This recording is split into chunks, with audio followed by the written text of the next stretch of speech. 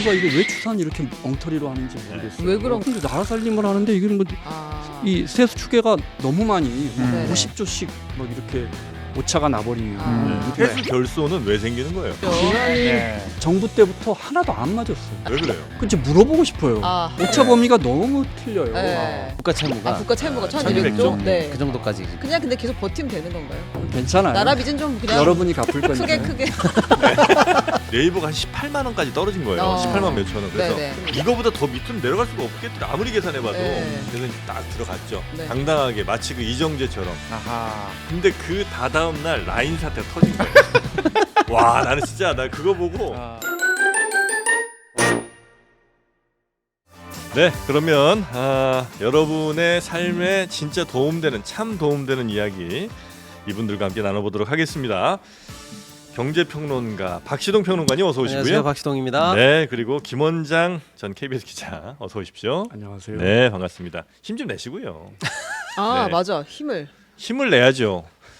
리볼드 아르기닌 5000 에너지 부스팅 펜타 시스템으로 김원장 기자님의 힘을 저 때문에 더 준비하신 거. 네, 북돋아 드리도록 맞아요. 하겠습니다. 네. 네, 고맙습니다. 시청자 이거 하나 드시고 네, 나면 드시고 시작하시죠. 네, 아주 그냥 쩌렁쩌렁하게 목소리가 나오실 겁니다. 다 네, 같이 하나. 먹고 시작하는 네, 맛있게 쭉 드시고요. 네, 그리고 이상민 크리에이터도 나왔습니다. 제가 하겠습니다. 제가 하겠습니다. 뭘 해요? 홍일이 형, 제가 하겠습니다. 홍일이 형 잘 가요. 그동안 수고하셨습니다. 방통위원장. 이상민 오늘 크리에이터. 퇴임시켰어. 자, 그 얘기는 이제 좀 전에 거니까 네. 이번 시간에 돈 얘기입니다. 네. 자, 그리고 돈에 관심 많은 우리 최윤경 저요? 기자님. 아 예. 네, 안녕하십니까? 어서 오십시오. 네, 돈 관심 많잖아요. 아 맞습니다. 네. 네. 방금 리볼드 드셨고요. 네, 힘 많이 나시고요. 그럼요. 네. 보통 아르기닌이 힘 낼 때까지 오래 걸린다면서요. 아, 그게요. 근데 바로 힘이 납니다. 바로 힘 납니다. 목구멍을 타고 넘어가면서부터 힘이 납니다. 그 정도는 좀 오버 아닙니까? 아니 네. 당이 들어있나 봐. 뭐 정신성 약품 올라옵니다 아닙니까? 그 지금. 정도면? 자, 김원장 기자님 힘 나셨죠? 네. 네. 전혀 새로운 캐릭터가 예. 나왔습니다. 한봉 더 드시고 이거. 아 네, 그러면 우리 돈 얘기 좀 한번 해보도록 하겠습니다. 휘발유가가 올랐죠 이미. 네. 휘발유 얼마 올랐습니까? 41원, 경유 38원 음, 올랐습니다. 이게 뭐 평균 가격 오른 건가요? 아, 이게 네, 사실은? 그러니까 유류세 인하폭을 정부가 아, 축소한다는 건데 인하폭이. 유류세가 사실상 정액이잖아요, 정액. 네네. 그러니까 이제 뭐 국제 유가에다가 각종 세금을 붙여가지고 딱 정액을 붙여서 네. 기름값이 나오는 건데 휘발유가 리터당 820원, 음, 경유는 리터당 581원, LPG 네. 203원. 그래픽 띄워주세요. 네. 지난 1년 6개월간 이걸 이제 유류세를 25% 깎아서 휘발유에 615원씩 부과하던 걸 네. 이제는 20%만 깎겠다. 656원이 세금으로 들어간다. 이런 취지고 다른 기름들도 조금씩 그 인하폭을 줄이는 네, 것으로. 그래픽에 숫자가 너무 많아요. 그렇죠. 이게 이제 제가 부장이 이렇게 하면 다시 만들라고 합니다. 그렇죠. 데스크 안 받죠. 저희가 요거 만들 기력은 없습니다. 지금 인력이 부족해요. 딴 데 거 그냥 따온 거예요. 네. 기자님. 네. 이제 뮤시스 저격 발언 하신 거예요 지금. 아 근데 숫자가 너무 많긴 해서 네. 간단히 말씀드리면 원래 휘발유에는 무조건 820원씩 붙이는 거 아니에요 세금을. 네. 근데 그거를 정부가 깎아주던 걸 615원씩 붙이던 걸 이제 656원씩 기름값에다가 세금 붙이겠다라고 한 건데 이게 이제 2021년 11월부터 한시적 인하 조치를 계속 시행해 왔고 네. 원래 지난달까지만 하고 없애버린다 이제 다시 820원씩 붙인다고 했다가 네. 아니야 조금 더 연장해 보자 요렇게 한 상황입니다. 그 경제계 지금 조정치란 얘기가 나오고 있습니다. 네. 우리 저 김원장 기자님 조정치 누군지 아시죠? 그 힘없는 가수 모르실 것 같은데. 들어봤어요. 아니. 들어보셨죠? 네. 네. 그러지 않아야 됩니다 우리. 저는 김원장 기자님을 참 좋아하거든요. 네. 그리고 진짜 아는 것도 너무 많고. 네. 그리고 경제를 보는 어떤 그 시각 시야라는 게 기준 네. 뭐 이런 것들이 굉장히 또 훌륭한 네. 분이기 때문에 네. 참 존경하는데 힘만 조금 내주시면 될 것 같은데. 묘한 매력이 있어요. 이런 좀 힘이 빠지지만 나른한 골골 매력? 80이라고 쭉 가는 골골 그런 매력. 80이요. 나이 공격으로 갑니까? 큰일 났다. 계속 가시죠. 네. 여기까지입니다. 네, 지금 저 한 700분 정도가 한 번에 나가신 거 보면 그런가요? 차가 없는 분들인가 봐. 기름값이 그러네요. 나랑 무슨 상관이냐. 아니면 돈이 진짜 많은 분일 수도 있습니다. 어차피 뭐. 네. 자, 근데 이렇게 만약에 유류세를 어쨌든 전에 깎아주던 걸 좀 덜 깎아주는 거잖아요. 이렇게 되면 뭐 차량 이용이 좀 줄어듭니까? 그렇지는 않죠 별로. 그 질문 너무 별로 적절치 않은 것 같고. 아, 그렇습니까? 그러니까 이게 정부의 고육책이잖아요. 그러니까 세금을 네. 더 확보하기는 해야겠고. 그러니까 이거 아예 뭐 이렇게 할 수. 근데 그 와중에 또 물가 상승했다는 네. 비판을 받고 싶지는 않고. 네. 근데 그러니까 약간 오묘하게 중간 스탠스를 취한 게 아닌가. 네, 이게 이제 여러분 아시다시피 기름에 세금이 절반 이상 들어가요. 휘발유는 한 65%가 네. 세금이에요. 네. 우리 휘발유 얼마예요? 1,600원인가? 근데 800 얼마가 세금 아니에요? 네, 네. 경유는 50%인가 되고. 1,600원은 좀 싼데 다니시는데? 아니에요. 아니에요. 지난주까지만 해도 1,500원대가 네, 여기 저는 있었습니다. 항상 제일 싼 데 찾는데 아, 그래요? 그런데 그래서 정부가 이렇게 세율을 네. 낮춰줘서 휘발유 값을 조정하고 범퍼처럼 네. 그렇게 하는데 이제 그 기준은 국제유가가 낮을 때 네. 이럴 때는 좀 휘발유 경유에 세금 깎아주는 걸 조금 올려서 그러니까 뭐 정상화로 할까요? 네.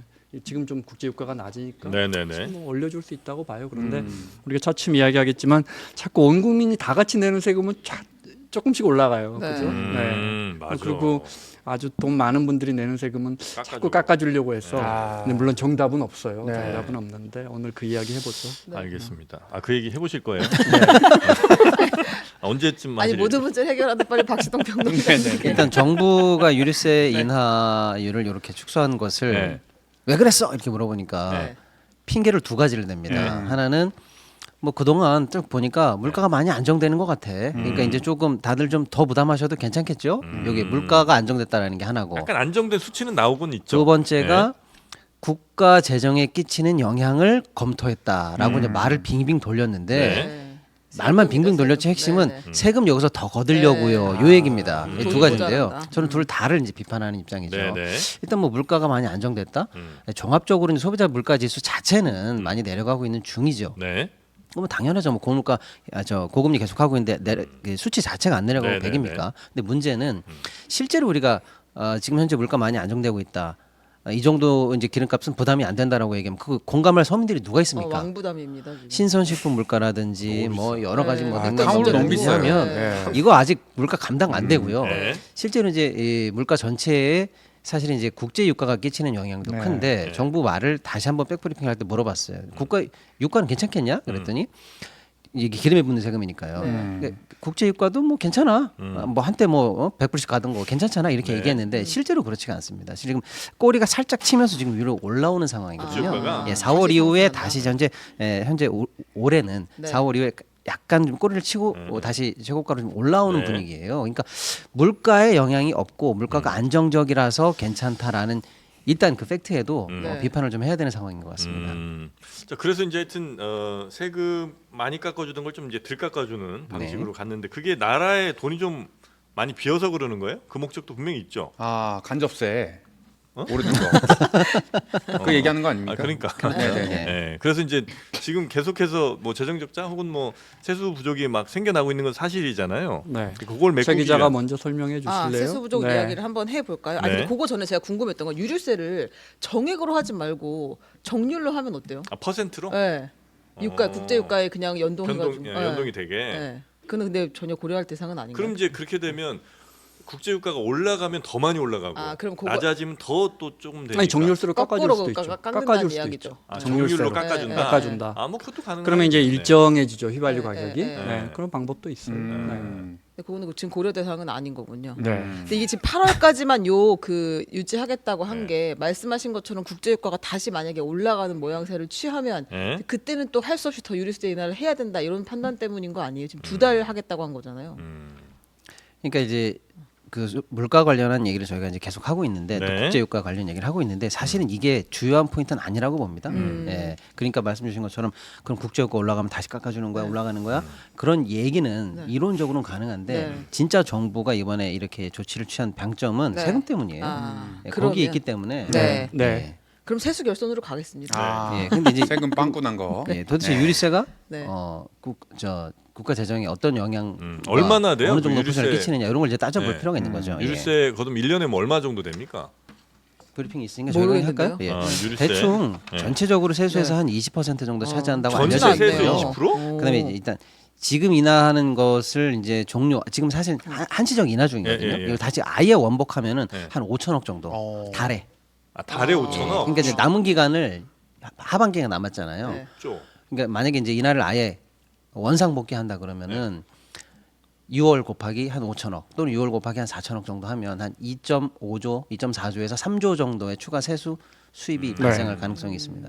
그러니까 대충 한 1년에 10조쯤 되죠, 이거. 원래는.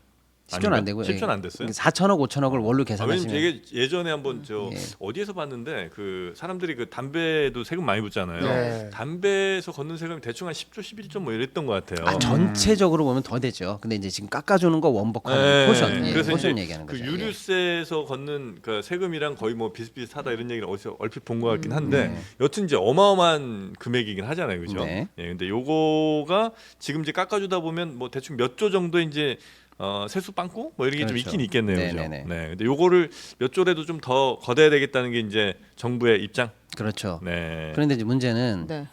이제 본격적으로 그 말씀을 드려보면 네. 사실은 이제 증세라는 말을 굉장히 뭐 부담스러워하죠. 정치권이나 이런 데 쓰기도 네. 어려워하고 네. 부담스러워하는데 제가 볼 땐 이게 증세예요. 그렇죠. 없던 세금 새로 만들면 네. 증세죠. 증세죠. 세목 새로 만드는 것들. 네. 근데 깎아주던 깎아주던 거 네. 늘리는 거 증세입니다. 네. 또 증세로 봐야 된다. 그러니까 지금 천문학적인 세수 결손이 작년부터 계속 나고 있거든요. 예. 그러니까 답이 없죠. 음. 그러니까 결론적으로는 증세해야지라는 말을 빙빙 돌린 것뿐입니다. 그러니까 제 말씀은 국민 여러분들도 이 얘기를 그래 뭐 기름값 좀 올리지 뭐 한 달에 얼마 올라가겠지.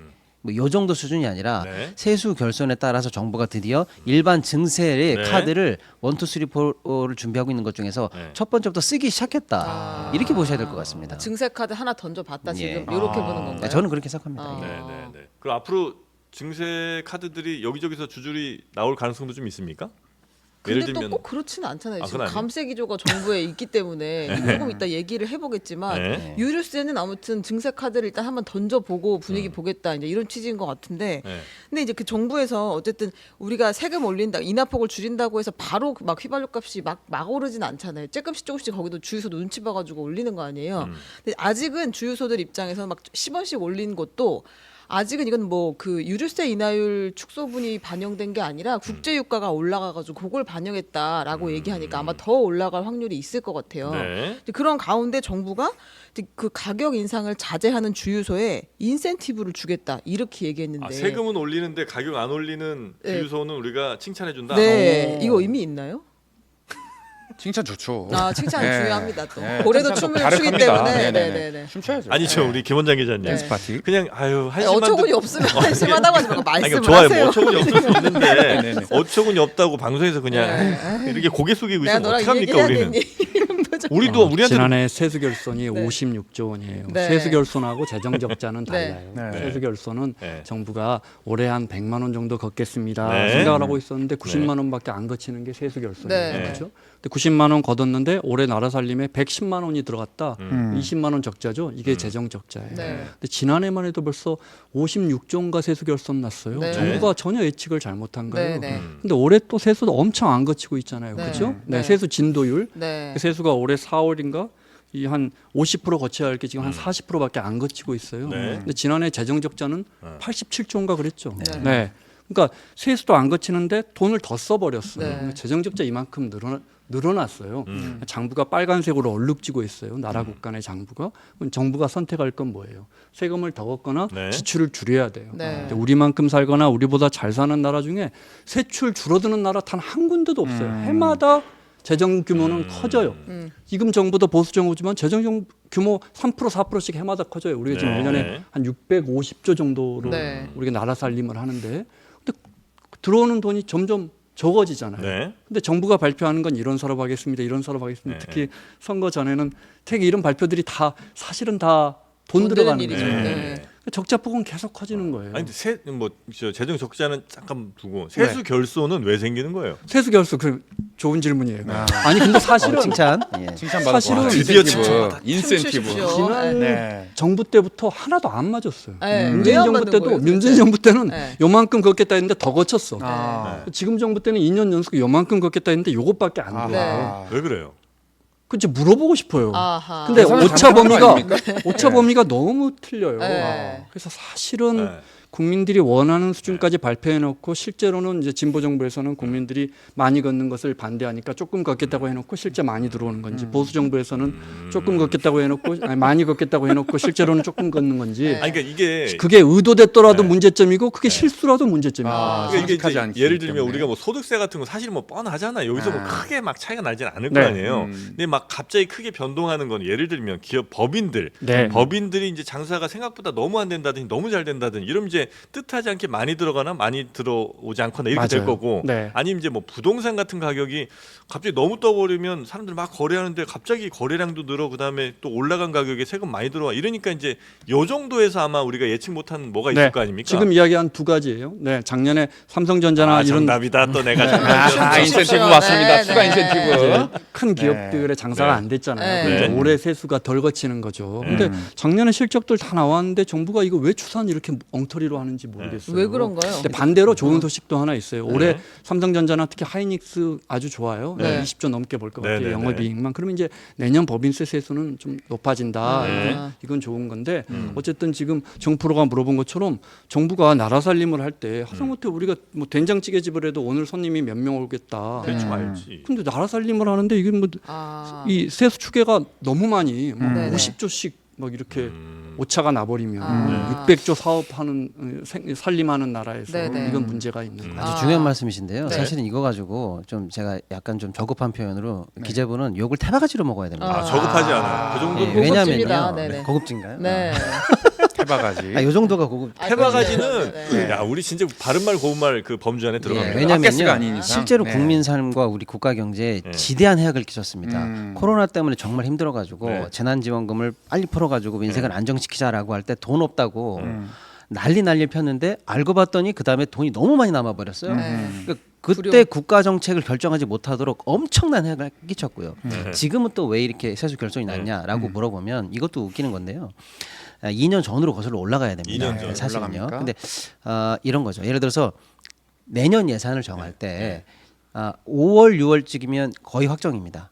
5월, 다음해 6월쯤에 예산을. 예. 내년 예산을 할 때 5, 6월이면 뭐 확정이 돼요. 그거 가지고 이제 마지막으로 국가 전략회의 하면서 좀 다듬는 겁니다. 네. 그런데 2022년에 예측한 2023년도 예산을 2022년 여름쯤 되면 얼추 끝냈을 거 아닙니까? 네. 그때 내년 예산을 예상할 때의 경제 성장률에 기반한 세금 수입 규모가 있었어요. 그런데 그때 5월부터 6월, 7월, 8월까지 연속적으로 정부가 경제 성장률 하락 발표를 합니다. 기재부가 스스로요. 그때 아주 급전직하고 있었거든요. 네. 제가 뭐 중국과의 단절 네. 등등 해서요.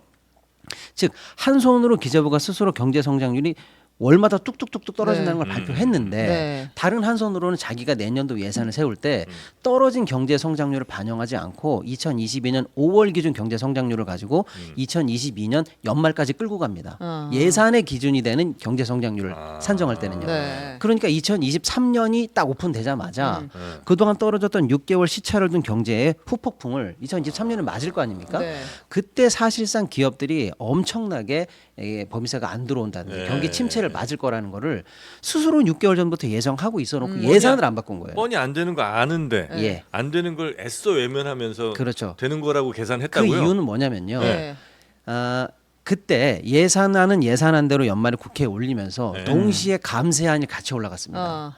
그러니까 그때 법인세 감세하고 그렇죠. 그랬었죠. 그러니까 한 손으로는 국민 여러분 저희 내년부터 윤석열 정부의 초대 첫 번째 본격적인 예산이니까 감세 공약하지 않았습니까? 네. 팍팍 감세하겠습니다. 네. 공약 실천하겠습니다라는 세법 개정안이 올라감과 동시에 네. 반대 예산안으로 예를 들어 보세요. 근데 내년에 예산이 경제 성장률 때문에 경제 때문에 처참하게 망가질 것 같습니다. 이 얘기를 동시에 할 수 있을까요? 못한 겁니다. 그래서 예산안을 수정하지 않고 네. 그대로 과대 계상된 예산을 그대로 올리고 예. 감세를 그대로 올려서 네. 이게 한나라시에 동시에 통과됩니다. 그리고 나니 2023년이 딱 오픈되니까 네. 경제 성장률 떨어져서 법인세 안 들어오고 했던 게 원펀치로 하나 맞고요. 네. 아까 깎아준 세금 있죠. 네. 그걸로 이제 투펀치를 맞아서 아. 양박으로 들어옵니다. 양박. 그래서 양박. 56조의 양박으로. 네. 오늘 너무 고급지게 갔네요. 네네네. 그래서 공선으로 56조의 세수 갑니다. 결손이 났는데 네. 절반 정도가 실제 경기 침체 때문입니다. 아. 나머지 절반 정도가 실제 감세 때문입니다. 아. 이렇게 보시면 맞아요. 아, 예. 56조 중에 어쨌든 예. 법인들이 실제로 실적을 내지 못한 네. 것이 한 20조에서 네, 그 30조 정도. 정도 네. 된다. 아. 자, 근데 이제 문제는 네. 이제 그나마 좀 좋아질 수도 있다는 올해는 네. 그런 밝은 전망을 정부는 희망 섞여서 하기도 합니다만 네. 그렇게 안 될 거라는 게 더 시장의 지배적인 전망이고요. 예를 들어서 방금 김 기자님 말씀하신 거, 그래도 삼성전자, SK하이닉스 그 10몇 조, 20몇 조씩 내던 회사가 네. 법인세를 네. 올해 하나도 안 냈잖아. 네. 그게 충격이 많았을 거야. 근데 어. 내년에 좋아질 거야라고 하는데 올해 사실은 정부가 삼성전자나 SK하이닉스에 세금 관련해서 면세해주거나 세액 공제해준 금액이 둘이 합치면 대충 한 10조가 넘어요. 10조 정도 됩니다. 네. 그런데 이게 지금 범세가 빵꾸가 났거든요. 네, 네. 그래서 공제를 못 받았어요. 아. 공제 2년 돼서 네. 내년에 만약에 이익이 들어오잖아요. 이거 올해치로 까서 역시 안 들어올 가능성이 많아요. 원래 이게 한번 깎아줄게 했는데 만약에 올해 낼게 손실 없는 났잖아요. 상황이면 그렇죠. 예. 내년에 다시 그만큼 또 깎아줘요. 그렇죠. 아, 경제 굉장히 이연된 게 친절하네요 있습니다. 이거는. 야, 우리한테는 왜 그렇게 안 네. 해줘? 지금 난 그래 본 적이 세금 없는 것 내느라고 같은데. 고생하는 사람 그러니까 얼마나 이제 많은데 지금. 사실은 저희가 지금 오늘 네. 세금 얘기 너무 좋은데 네. 유류세 어떻게 된 거야 이런 얘기 해도 좋죠. 네. 종부세 어떻게 된 거야 얘기해도 좋은데 잘 나왔다 얘기 세금 얘기 잘 나왔다. 근데 전체적으로 꼭 보면서 얘기해야지 파편화되면 안 되는 게 네, 뭐냐면 네. 전체 나라 살림이 얼마나 현재 펑크가 났냐. 예. 그러면 어디에서 감사가 됐구나. 예. 그런데 유례성 또 늘려? 그럼 네. 어디에서 증세가 되는 거야? 네. 이걸 퍼즐을 맞춰서 네, 네. 감세 잘못됐어. 또는 이 퍼즐로 증세되는 건 잘못됐어. 이렇게 음. 이제는 맞춰야 됩니다. 아. 왜냐 너무 비상 아니, 상황이기 그러니까 때문에 우리 세금 왜 감세 안 아니 해주냐? 숫자가 많지만 그래픽을 한번 더 띄워볼게요. 그러니까 지난해 56조 세수 펑크가 났잖아요. 그 대표적인 게 법인세가 23조가 줄어든 것. 네. 그러니까 원래 80조가 거쳤다고 하고 그 전에는 100조 이상 들어왔다는 얘기잖아요. 네. 법인세 23조 줄어든 거, 양도소득세가 14조 줄어든 것. 요게 이제 큰 영향을 미쳤다. 주택거래가 줄었어요. 그렇죠. 왜냐하면 집값이 안 오르고 팔리질 않으니까 그 전에는 뭐 종부세며 양도세며 계속해서 취득세며 올라갔는데 그게 이제 확 줄었잖아요. 14조가 줄어들었다. 이게 지난 해의 원인이고 올해도 상황이 비슷한데 1월에서 5월 동안 국세 수입이 전년에도 줄어들었는데 거기보다 9조 1천억을 더 줄어들었다는 거예요. 1월 5월까지 받아놓은 걸 보니까. 근데 그 중에 제일 많이 줄어든 게 지금 그래픽에서 보시다시피 법인세입니다. 네. 예, 법인세가 올해 5월까지 28조가 거쳐서 목표했던 것보다 훨씬 줄어들었고 목표치가 대비 36.4%. 우리 올해 법인세 목표치가 77조인데 그거의 36%밖에 대신 부가세는 못 엄청 걷었다. 늘었네. 그러니까요. 이거 부가세 네. 누가 냅니까? 이거 우리가 우리가 같이 냅니다. 그렇습니다. 네. 요거는 또 꾸준하게 잘 거치고 있다. 계속해서. 소득세도 소득세도 올랐어요. 51조로 작년과 비슷하고 소득세- 약간 더 더 올랐죠. 올랐습니다. 네. 지금 소득세 내는 사람 힘듭니다 지금. 네. 아니 그러니까 이게 나라에서도 그러니까 이 아파트 가격 혹은 뭐 주택 가격이 떨어질까봐 막 자꾸 대출 더해주고 하는 게 나는 아파트 가격이나 부동산 가격이 어느 정도 좀 더 많이 이렇게 안정되고 떨어졌으면 좋겠다. 갔으면 좋겠는데 네, 네. 안산 입장에서 네. 근데 그렇게 정부가 일부러 안 하는 것 같아. 말은 뭐 그냥 부동산 가격 안정시킨다 하지만 네. 안정되면 이제 세수가 안 들어오니까 어떻게든 이제 더 받으려고 부동산 가격 떠받치는 게 혹시 정부가 의도적으로 뭐 하는 게 아닌가 이런 생각을 의심을 아주 약간 해봅니다. 아 근데 이제 두 가지 포인트가 있는 것 같아요. 네. 지금 이제 세금을 어쨌든 법인세에서 대폭 깎여가지고 지금 우리가 세수 결손이 났다는 거 아니에요. 그러면 왜 매년 이렇게 잘못된 그 추계를 하느냐가 하나 문제인 것 같고 네. 그다음에 두 번째 그럼 이제 이거 어떻게 할 것이냐, 네. 어떻게 메울 것이냐. 작년 같은 경우에는 이상해. 이 외국환 평형기금을 끌어다 써서 그리고 나올 지금 얘기였을까요? 나올 얘기는 아닌데 시작됐습니다. 네, 그래서요? 그러니까 좀 파편화된 그리고 지식을- 한국은행으로부터 일시 대출을 받았습니다. 그래서 네. 일각에서는 올해도 똑같이 편법을 한 번 더 하는 거 아니냐 이런 분석이 요건 있습니다. 두 분께서 너무 한심하게 보실 건 아닌 게 아까 한심이라니요. 공부하면서 12시 반쯤에 그 얘기 해야 된다는 얘기를 이제 주고받긴 했었거든요. 네, 시간이 다 지나가지고. 그러니까 이제 정부가 네, 네. 그 마이너스 통장에서 잠깐 한국은행에서 꺼와서 네. 또 몇 달 있다가 다시 갚아요. 네. 왜요? 갚아야죠. 그 돈을 정부가 이게 그렇지 네. 그 정부의 그 그건 공부가 안 돼가지고. 예, 대처 네네. 대조표가 뭐 알겠습니다. 약간 이월되는 네. 그런 문제만 있을 뿐이에요. 네. 정부가 그 돈 떼서 뭐 하겠어요. 네. 그러니까 일단 세수가 왜 이렇게 그래서 잘 왜, 맞는 왜 거냐 맨날 안 말씀 똑똑한 주시는데 사람들이 모여가지고 왜 맨날 솔직히 이러는 말씀드리면 거예요? 세수 추계하는 모델은 비공개예요. 그러니까 왜 안 공개하는 그런데 아는 사람은 알죠. 어. 왜냐면 재정학이나 이런 거 많이 공부하신 교수님들도 많이 알고 계시는데 네. 정부의 모델을 완전히 오픈해줘라. 그래야 아. 틀린 거 정도는 우리가 가서 그래. 오히려 수정해줄게라고 네. 하는데 그 마지막 비밀은 공개를 안 하고 있습니다만 사실은 정성적인 부분 때문에 많이 오류가 난다고 예. 알고 있으면 됩니다. 정성적이라는 거는 필링대로 약간 그렇죠. 가중치를 두는 그래, 약간 건가요? 정치적인 입김이라 드는 것 때문에.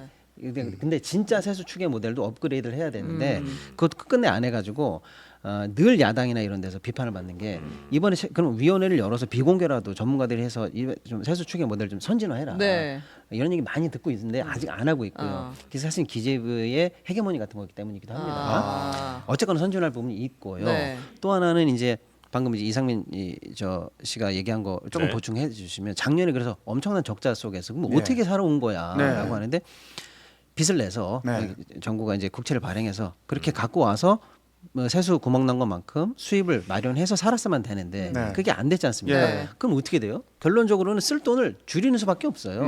그래서 줄인 것 예산을 써야 할 돈을 안 썼다. 이게 예산용어로 불용입니다. 네, 불용. 네. 불용. 그러니까 결국 엄청난 불용이 작년에 생겼는데 네. 이게 또 사실은 굉장히 법 위반인 상황인 거예요. 예산은 세입과 세출이 동시에 다 예산의 한 덩어리입니다. 그런데 세입 관련한 그 추경도 안 했는데 세출 변경에 관한 추경도 안 했어요. 네. 국회에서 방망이를 안 쳐줬는데 쉽게 말하면 제가 이제 국회라면 최 기자는 영화 표 10만 원짜리 해. 네.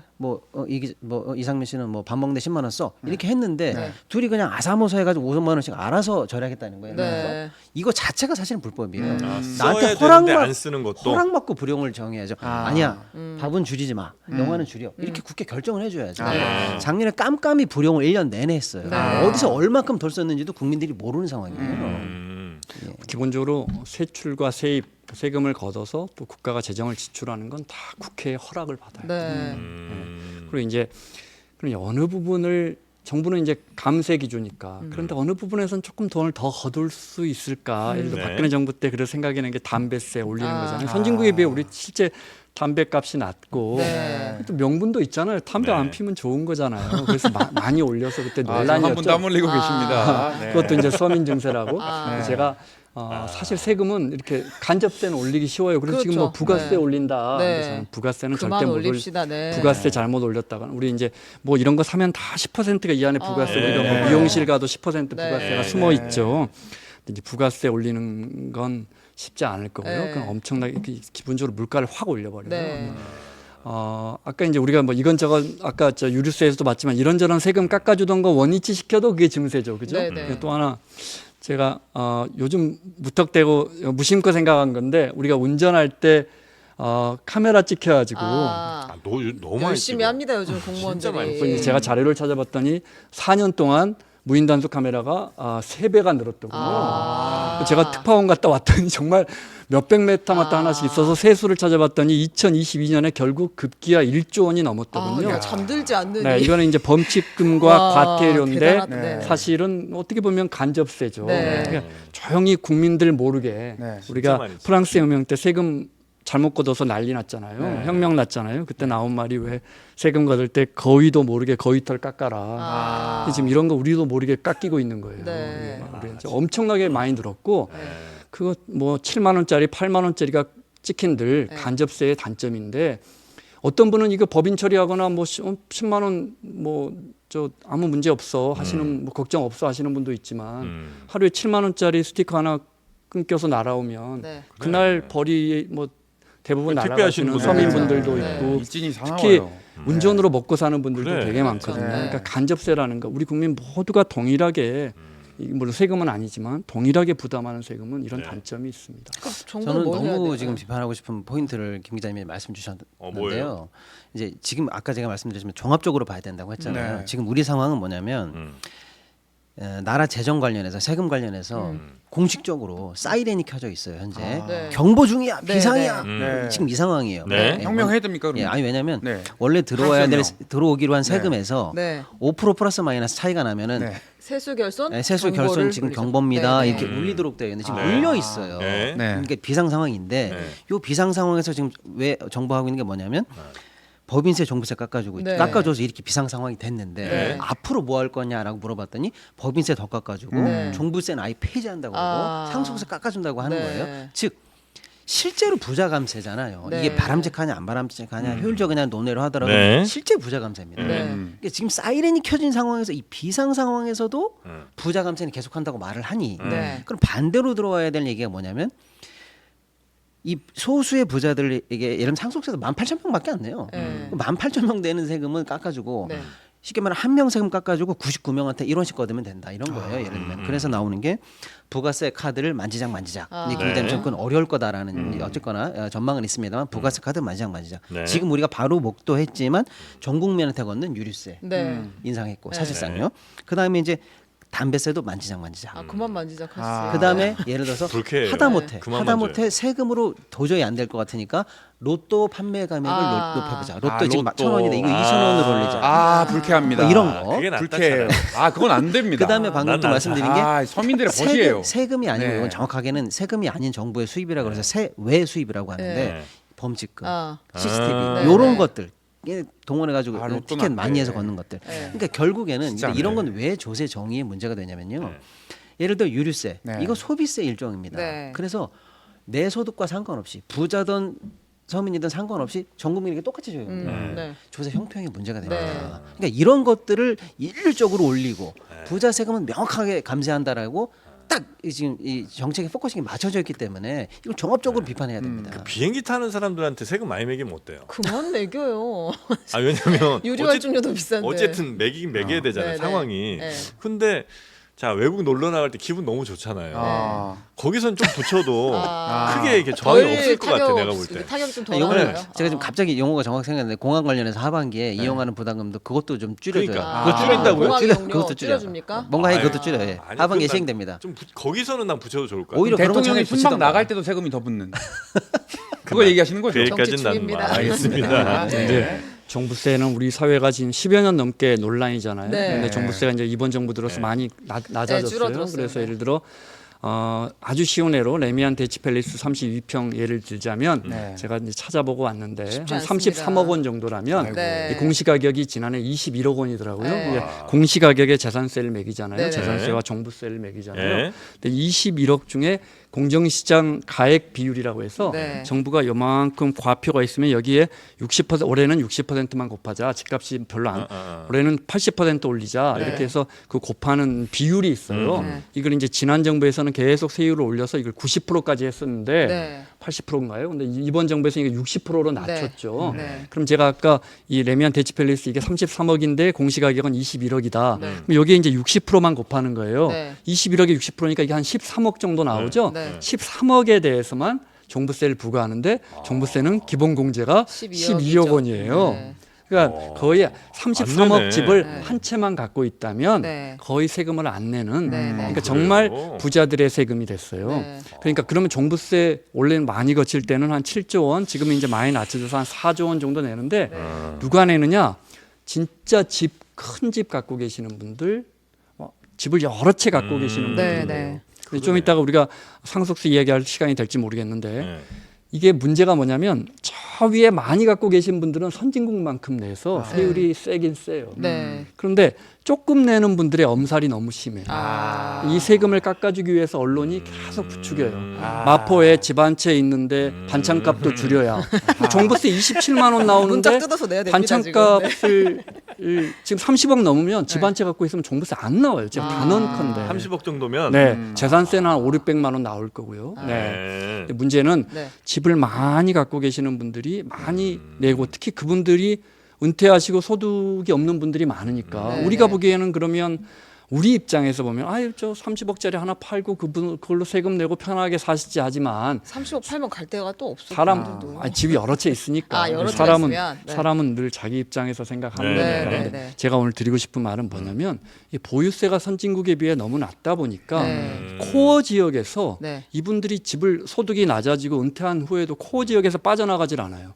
미국처럼 보유세율이 실효세율이 막 2%에 육박하는 네. 그러니까 10억짜리 집 갖고 있으면 동부 쪽은 거의 2천만 원, 3천만 원 냅니다. 그러니까 우리보다 6배, 7배가 높은데 네, 네, 네, 네. 그러니까 소득 없으면 2, 3천만 원을 미국이 아무리 소득이 높다고 감당할 수 있겠어요. 밀려나야 되는구나. 그러니까 은퇴하면 영화나 드라마 보면 다 이렇게 해변가로 나가잖아요. 네. 아무도 그 핵심 지역에서는 근데 안 그런 살지. 핵심 지역에서 코어 지역에서 살지 않으면 거기 이제 수입 많은 사람들이 사는 거죠. 당연히 3, 40대에 소득이 높은 전문직들이 또 그 지역으로 들어와서 공급이 있으니까. 네. 근데 우리는 어르신들이 나가지 않아요. 지금 강남이나 동비촌동이나 가보세요. 전부 고령화돼요. 아 근데 어르신일수록 도심으로 들어와야 자꾸 나가라고 하시면 어떡해요? 그리고 미국의 동부 같은 경우는 애초에 자기 취득이 또 공부 싼 많이 해왔어. 가격이었어요. 아, 한 효녀예요. 30년 우리 우리 엄마 아빠 어디까지 더 밀려나야 돼? 효녀입니다, 네. 효녀. 30년씩 그 지역에 살고 있으면 네, 네. 그 최춘향. 세금을 많이 안 부과를 안 하잖아요. 옛날 네. 가격에 기반해서 부과를 하잖아요. 네. 근데 우리는 제가 봤을 때 이제 이 문재인 정부에서 가장 큰 문제는 뭐였냐면, 네, 네, 네. 그러니까 이 종부세 문제가 됐던 거는 뭐 왜 2%만 내는 세금에 온 국민이 난리를 부리고 엄살을 부리냐 그렇게 얘기했는데 그때는 세율도 올리고. 그다음에 다주택에 대한 중과세율도 네. 올리고 동시에 공시지가도 올리고 근데 세금이라는 게 하나가 올라가면 나머지는 받쳐줘야 그냥 이렇게 쭉 수직 상승을 하는 건데 급격하게 지금 막 제곱 상승을 했잖아요. 네. 그러니까 종부세 대상자가 처음에는 얼마 안 됐지만 나중에는 막 거의 뭐 80만 명, 100만 명이 넘어갔어요. 네, 그럼 네. 적은 숫자는 지금은 한 아니란 말이에요. 49만 명 지금 확 돼요. 줄었죠. 네. 그러니까 이제 지금 얘기하는 건 제가 봐도 엄살이라고 표현할 수 있을 것 같은데 네. 정책을 이렇게 급진적으로 추진하게 되면 당연히 반발은 나온다. 화가 많이 나니까 노인들 어디 보낸다는 거에 굉장히 화가 많이 났죠. 아니, 어딜 가라는 거야? 우리 더 어딜 더 내려가? 병원 가까이 그런데 살아야 돼. 나이 거기에서 들수록. 자주 노인 나오는 대변인. 세금이 네. 자주 나오는 사회적인 그 표현이 네. 왜 이렇게 부자를 적으로 두느냐, 부자를 미워해서 그 사람들에게 뭐 징벌적 과세를 하느냐. 근데 이 표현은 사실 잘못된 거예요. 그렇게 따지면 소득세를 내는 우리한테는 왜 소득 근로자를 적으로 두고 소득세를 매기느냐? 우리 애놈이가 부가세를 내는 우리가 휘발유의 세금을 65%나 부과하는데 그럼 휘발유 차 몰고 다니는 사람을 왜 다 적으로 적으로 간주하느냐? 두냐? 다 이런 식으로 말하면 아. 이건 말이 안 되고요. 네. 그다음에 내가 주적인 우리 줄 최 알았어. 기자님이 되게 좋은 지적하셨는데 네. 세금이 급격히 늘어나면 네. 항상 그로 인해 모든 정책은 급격히 시행되면 네, 네. 그로 인해 피해를 보는 사람과 갑자기 이익을 보는 사람이 있기 때문에 네. 세금 급격히 늘어나는 거 좋은 거 아니었어요. 근데 이제 제가 드리고 싶은 말씀은 다주택자에 대한 중과 문제인데 네. 15억짜리 두 채를 갖고 있으면 30억이잖아요. 네. 근데 30억짜리 한 채를 갖고 있어도 근데 15억짜리 두 채 갖고 있는 사람이 중과에 대해서 종부세 훨씬 더 내죠. 네. 근데 지난 정부에서 왜 이런 제도를 만들었을까? 네. 다주택자는 나쁜 거다. 네. 투기꾼이라는 인식이 있는 거예요. 네. 우리 사회에서 왜 집을 여러 채 갖고 있으면 투기꾼, 복부인이라는 인식이 있었을까? 네.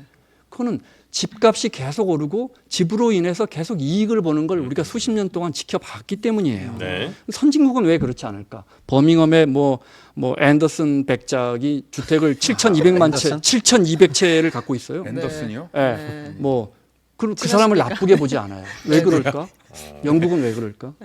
집이라는 재화는 이 운동화나 노트북하고 달라서 내가 한두 채만 점용하면 나머지 내가 100채 갖고 있으면 나머지는 다 남들에게 빌려줘야 돼요. 그럴 수밖에 네, 없죠. 그럼 임대 소득을 받겠죠. 네. 또 보유세를 내겠죠. 재산세 네. 같은.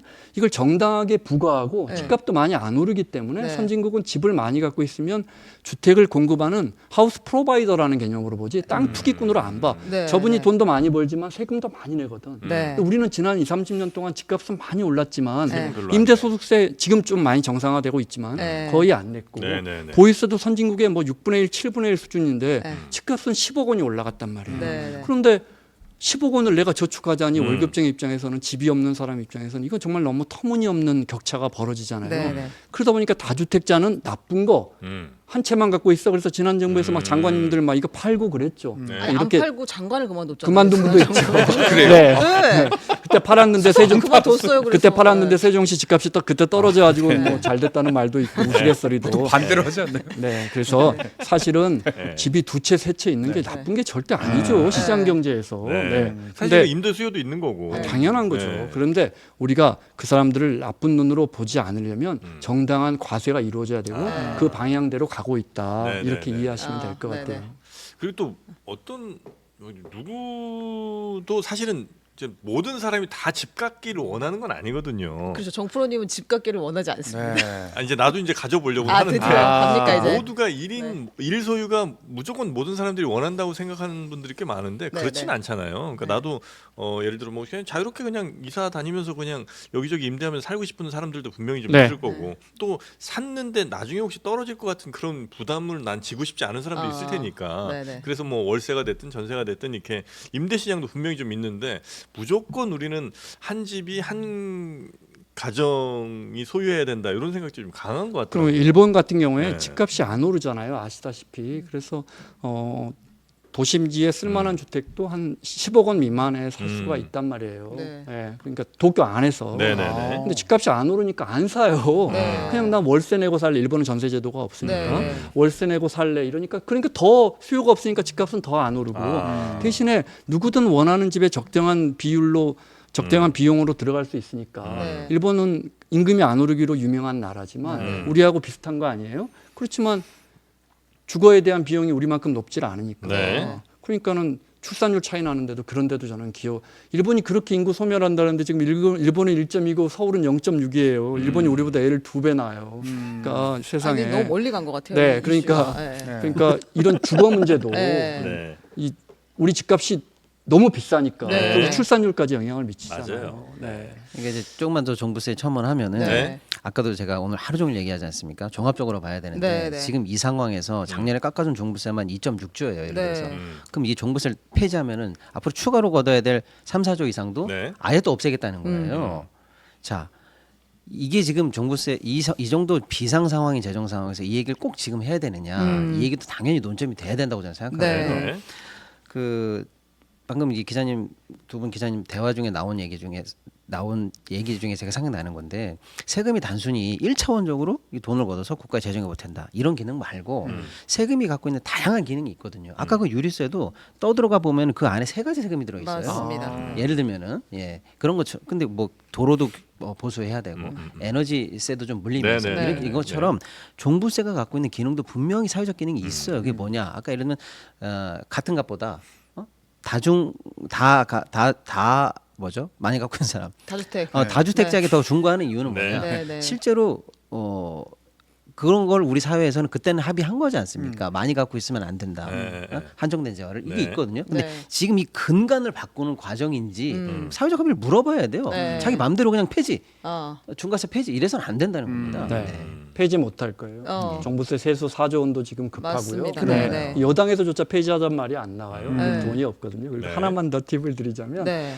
종부세가 국세예요. 그러니까 지방자치단체가 뭘로 사냐면 주로 뭐 있어요? 취득세하고 네. 자동차세 뭐 이런 네, 걸 하니까 네, 항상 네. 지방은 돈이 부족해서 정부에서 교부해줘야 되잖아요. 국세 걷어서 그중에 대표적인 게 종부세예요. 종부세가 지방교부로 종부세는 다 가죠. 지방 교부하죠. 네, 네. 그중에 어떤 자치단체는 자기들이 벌어들이는 수입보다 종부세 교부금이 더 많은 데가 예를 들어 울릉군 같은 데는 더 많더라고요. 네. 종부세 없애버리면 울릉도는 진짜 세수 펑크가 크게 나는 거예요. 네. 그래서 함부로 이거 못 없애요. 네. 그리고 일단 정부가 행정을 할 때 사실은 법에 근거해야 되고요. 예측 가능하게 해야 되고요. 신뢰에 근거해야 되는데 지금 네. 어떤 문제가 생겼냐면 아까 김 기자님 말씀하신 것처럼 종부세 원래 잠깐 말씀드렸잖아요.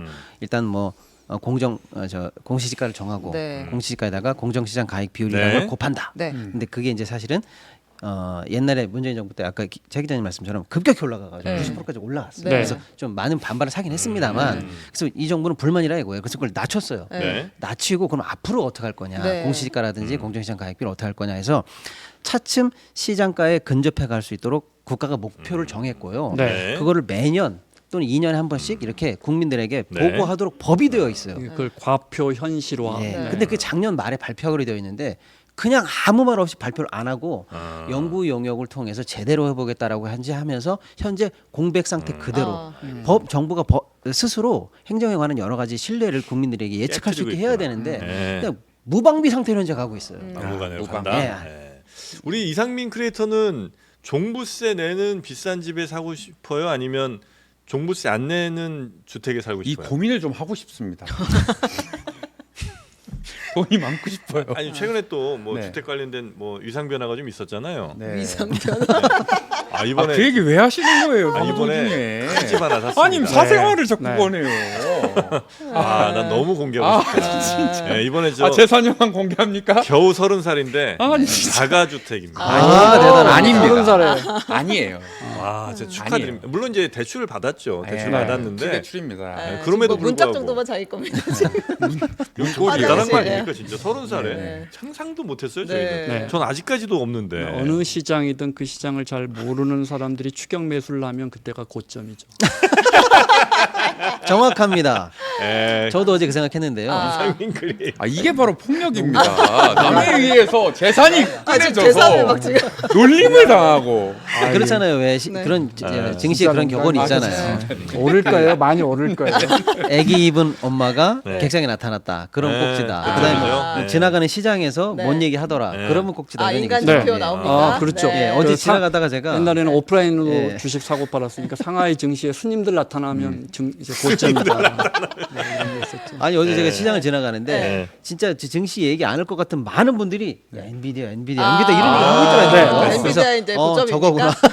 걱정이고. 인간 지표 다 네. 대거 등장했어요 지금. 한 달 전부터 우리 이상민 크리에이터가 네네. 아 형님 이거 저 아무래도 지금 부동산이 마지막인 것 같다고 빨리 지금 들어가지 않으면 오늘이 가장 싼 날 같다고 네. 아는 척을 자꾸 잠깐 하더라고요. 댓글에 이거 누굽니까? 고점 판독기 이상민이라고. 네. 이게 아닙니다. 그 제가 네. 상속세만 간단하게 하나만 네. 제 네, 의견 네. 하나만 말하고요. 상속세는 이제 50% 이제 100억 원 정도를 물려준다 싶으면 요 30억 이상에서 100억 원까지를 50% 과세해서 선진국보다 선진국이 한 OECD 평균이 정부 발표대로라면 한 26%인가 네. 그래요. 근데 우리는 50% 네. 절반을 세금으로 매기니까 네. 굉장히 세율이 최고 세율이 높은 건 사실이에요. 네. 그런데 우리나라에서 상속세를 내는 분들이 18,000명, 2만 명이 안 돼. 많이 네, 늘었지만. 네, 네. 그러니까 이게 뭐 언론 보도처럼 중산층이 내는 주변에 상속세 내는 사람 제 주변은 별로 없어요. 네. 중산층은 내는 세금은 절대 아니고. 네. 근데 그 중에서도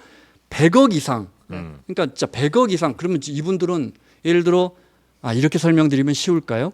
20억에서 30억 정도를 자녀에게 물려주면 서울시 조사로는 평균 7천만 원 정도 상속세를 내요.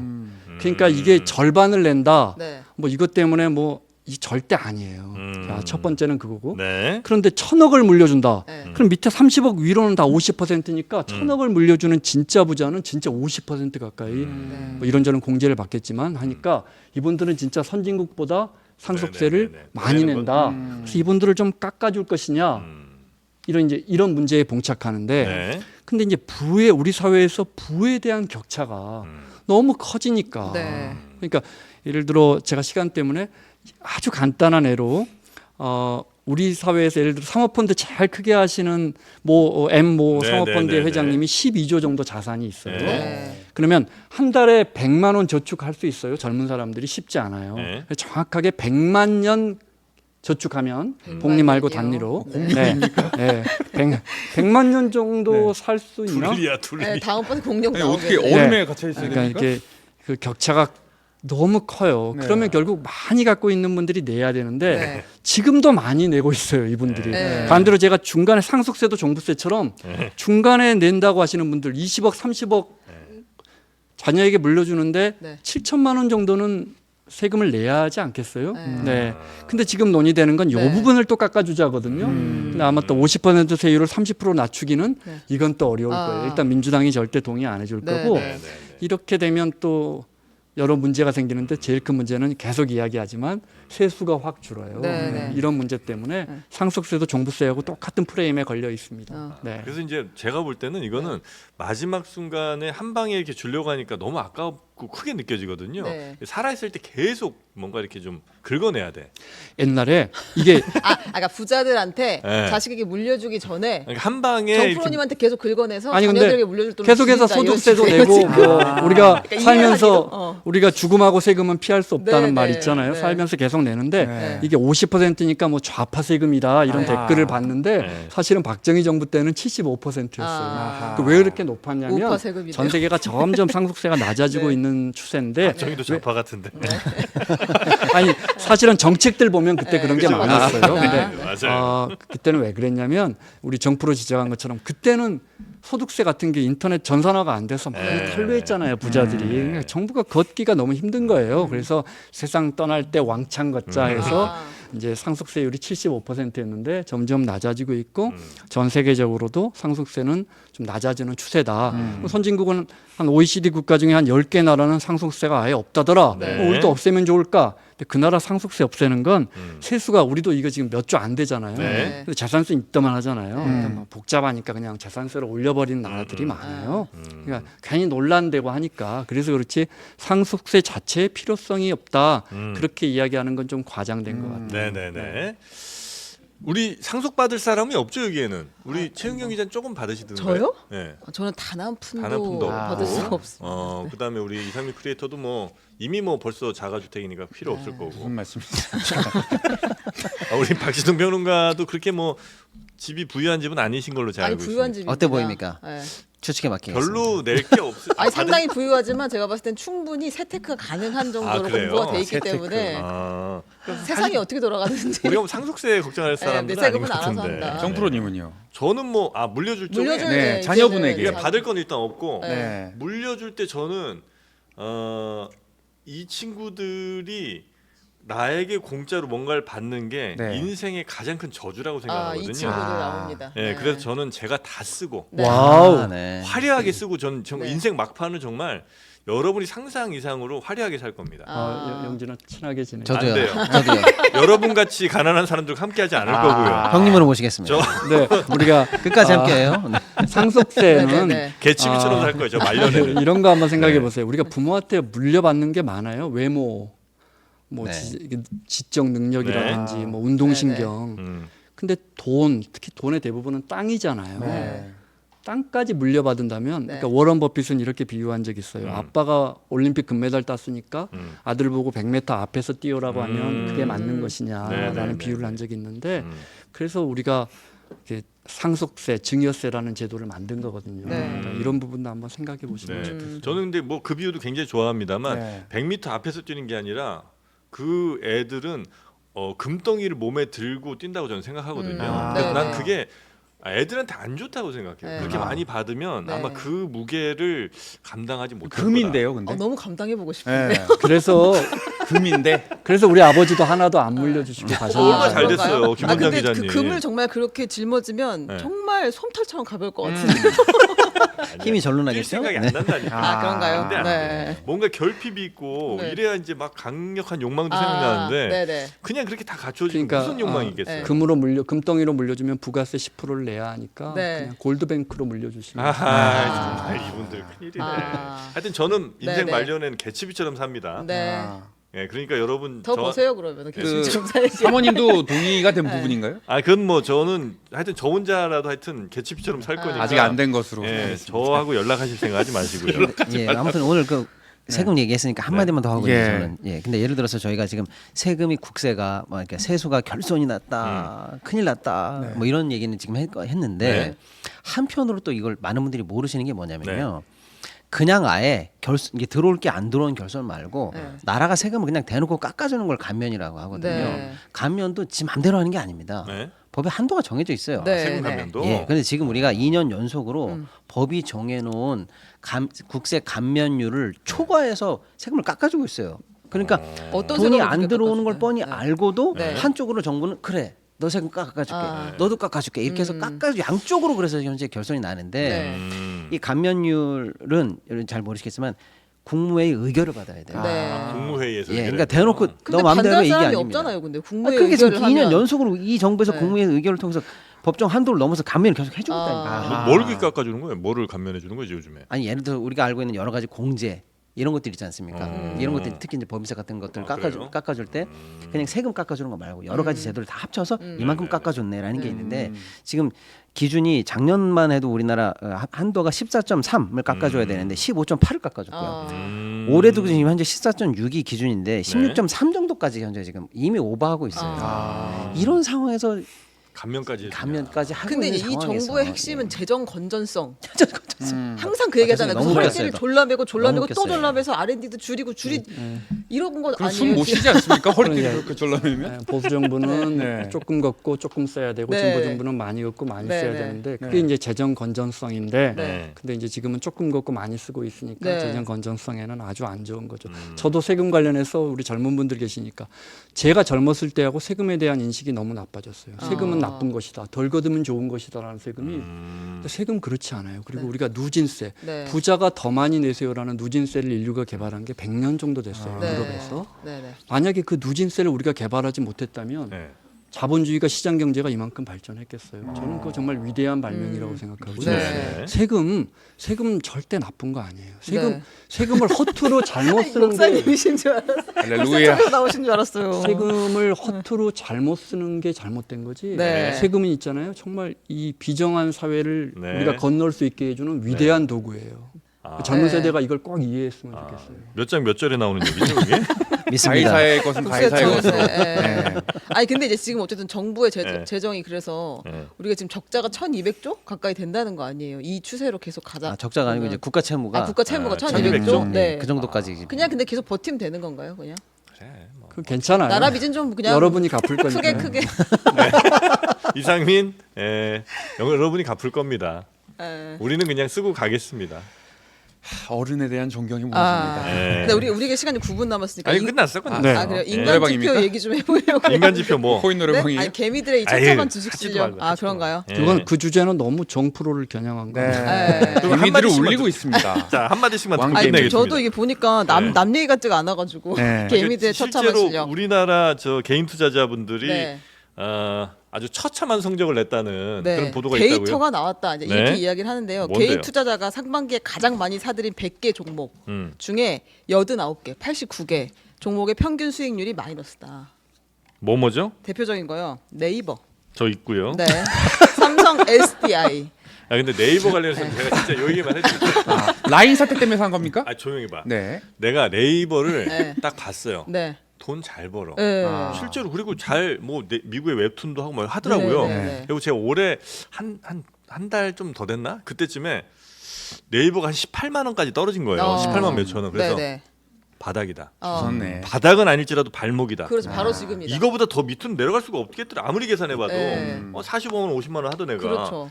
그래서 이제 딱 들어갔죠. 네. 당당하게 마치 그 이정재처럼 아하. 내가 왕이 될 상이야. 이렇게 하면 들어갔어요. 근데 그 다다음 날 라인 사태가 터진 거예요. 와 나는 진짜 나 그거 보고 아. 깜짝 놀랐습니다. 아, 어떻게 나는 이게 뭐만 사면 이렇게 되냐. 정반 꿀이에요 진짜. 인간 판독기는 이쪽이죠. 네. 호텔 신라. 제가 예전에 갖고 있던 거예요. 저도 아. 아주 정겹습니다. 네. 하나 솔루션. 아무튼 등등등 있는데요. 이게 전부 다 손실률이 어마어마하네요 보니까.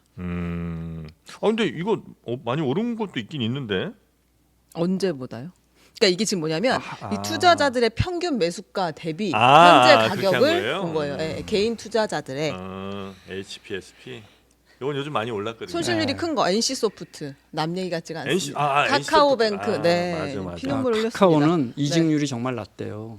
회사가 낮다고요? 너무 좋아서. 예, 아니 자사주 사기 위해서 사내 대출을 많이 받아가지고 떠날 수가 없네요. 그걸 갚아야 되니까 떠나지 못한다. 저는 예전에 그 호텔 신라 샀다가 네. 나중에 모텔 신라 됐어요.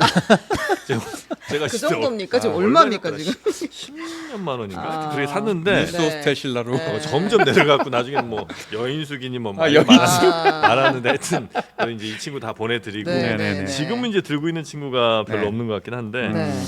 여튼 마음이 아프네요. 안 되겠죠 영원히 개인 투자자들은. 그러니까 이제 최 기자님 리포트를 좀 정리하면 네. 상반기 패턴을 봤더니 개인들은 사는 종목 족족 손실을 보더라. 네. 그리고 기관도 마찬가지고 외국인도 마찬가지더라. 근데 주요한 종목들의 이제 패턴을 주고 보면 네.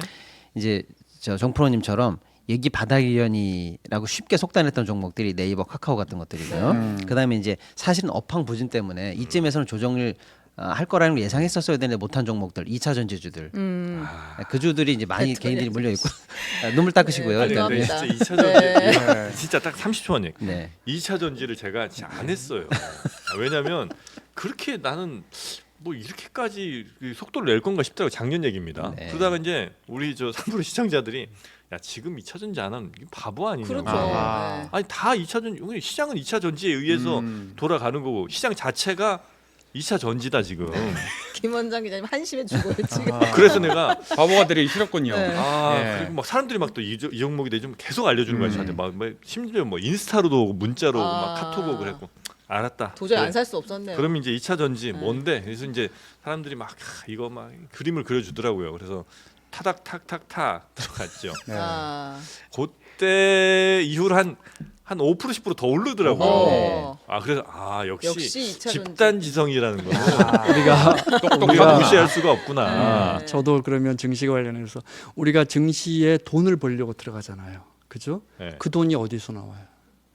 다른 사람 호주머니 같은 투자자 호주머니에서 나와요. 증시는 기본적으로는 제로섬이에요. 근데 기업의 부가가치가 올라서 주가가 네네네. 계속 올라가면 네. 누군가 돈을 벌 수 있지만 네. 우리가 5명이 다 증시에 투자하고 상장된 회사가 영진 회사, 주식회사 하나다. 네. 그래서 제가 1,000원에 사서 네. 1,200원에 팔아. 네. 200원 남았잖아요. 네. 근데 부가가치를 올리지 못하면 결국 언젠가는 1,000원이 되겠죠. 네. 그러면 다시 손해보고 200원 손해보고 팔잖아요. 네. 그러니까 제로섬이에요. 그러니까 누군가의 증시 안에서 누군가의 돈을 뺏으러 들어가는 거니까 비장한 각오로 들어가세요. 또 하나. 글래디에이터. 그런데 네. 우리끼리 싸우는 거 아니에요. 네. 그 링 위에 들어옵니다. 골드만삭스도 들어오고 네. 국민연금도 들어와요. 아. 우리 권투는 8등급으로 나눠서 싸워요. 네. 그죠?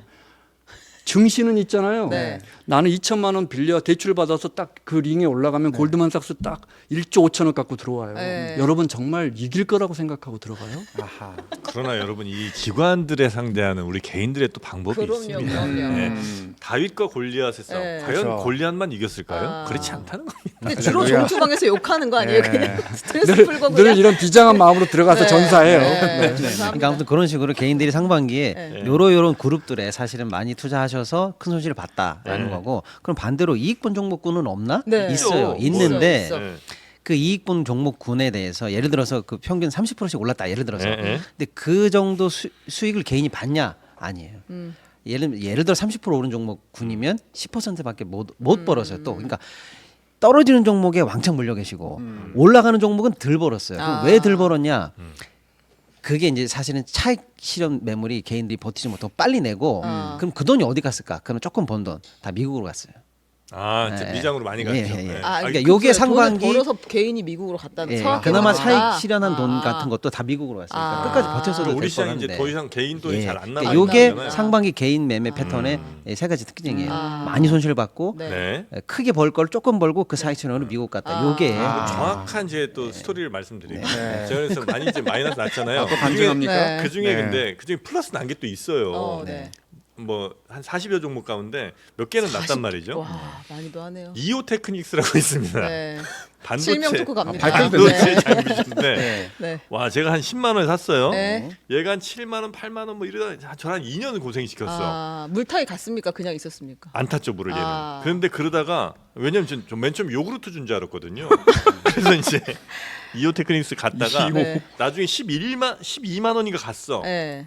올커니 드디어. 빨리 팔고 이제 그렇지. 나왔죠. 나왔죠. 네. 그랬더니 얘가 뭐 얼마 15만 원, 20만 원 계속 가는 거예요. 미친 듯이 가는 거예요. 네, 네. 그러니까 일단 고생을 한참 하잖아요. 그러면 얘가 본전 혹은 그 이상 조금만 가면 무조건 그렇죠. 기다릴 수 없이 그냥 바로 나갑니다. 그렇죠. 매도 버튼이 자동적으로 눌러져 있어요. 맞습니다. 안 보고도 눌러. 네. 전형적인 개인 패턴. 네, 생긴 것 그러니까요. 같은. 네. 네, 그리고 약간 번 걸로 이제 실제로 그 미국 시장 가서 네. 그렇죠. 엔비디아를 또 제가 샀습니다. 전형적이니다. 네, 진짜 전형적이네요. 근데 시장 교과서 아줌마들이 같은 이제 투자예요. 엔비디아를 얘기하기 시작했다가 이제- 제가 힌트 드렸죠. 비싸니까 세 주를 샀어요. 네. 그게 이제 주식 분할했고 10주 그러니까 곱하기 10 됐잖아요. 네. 30주가 됐습니다, 네. 지금. 엔비디아 30주의 대주주입니다 지금. 주주가 됐습니다. 네. 왕개미네요. 네, 네. 고맙습니다. 얘기 끝났나요? 네. 그렇게 개인들의 투자 패턴은 대체로 요랬고 네. 여기서 많이들 큰 수익은 못 거두시고 네. 외국인이나 기관이 조금 더 버는 것 같다. 근데 만약에 야수의 심장으로 지금 내가 주식시장에 들어간다. 한 번도 해본 적이 없다. 네. 그럼 그냥 국장을 아예 들어가지 말고 그냥 미국으로 가는 게 빠릅니까? 아니죠. 지금은 국장의 타임이야. 아, 내가 볼 지금이요? 땐 국장이 지금까지 많이 눌렸어. 아. 네, 그래서 이제 하반기는 네. 제가 볼 땐 국장입니다. 미국장은 제가 볼 땐 이제 다 왔어 올 때까지. 반미로 갑니까? 네, 그래서 네. 이제 국장 코스닥 종의 바이오 쪽 네. 밝게 보고 아직도 있어요. 바이오가 바이오. 의미가 네, 있어요. 바이오는 늘 밝습니다. 네, 바이오 쪽 한번 여러분 주의 깊게 살펴보시고요. 국장 폭락 시그널이라고 댓글 달렸습니다. 자, 하여튼 뭐 주식은 그래서 개인 투자자분들이 하기가 매우 어려울 수 있으니 신중하게 접근하시고 항상 네, 그리고 남말 듣고 하지 마세요, 여러분. 근데 이제 남말 듣고 하는 건 안 좋은데 그건 되게 좋아요. 이오 예를 테크닉스. 들어 아니야 그거 네. 말고 예를 들어 이상민이 샀어. 네. 근데 반토막 났잖아요. 네. 저는 그거 무조건 들어가거든요. 인간 지표를 주로 네, 그래서 신뢰하시는군요. 누군가가 반토막 났을 때 들어갈 때 그 짜릿함이 아. 대단합니다. 한마디 해주세요. 뭐 이렇게. MB 한번 갈까요? 안녕하십니까. 왜 나왔죠? 옛날에 안랩도 내 샀었어. 안랩. 안랩 성과가 어떻게 됐습니까? 정치 테마주입니다. 이거. 안랩이 약간 좀 문제가 있는데 안랩이 희한하게 안철수 대표가 예전에 중요한 발표를 늘 금요일 오후에 해요. 딱 장 마감하고. 네. 그럼 막 다음 주 월요일까지 기다려야 되잖아. 네. 너무 힘들어. 네, 맞아요. 네, 그런데 뭐 나쁘지 않았습니다. 안랩. 네. 원래 그 야수의 심장으로 하는 겁니다. 이 곰처럼 하는 겁니다. 곰이 밥 먹는 걸 뭐라고 하는지 아십니까? 곰이 밥 먹는 거예요? 베어 먹음. 아하. 가보겠습니다. 네. 고맙습니다.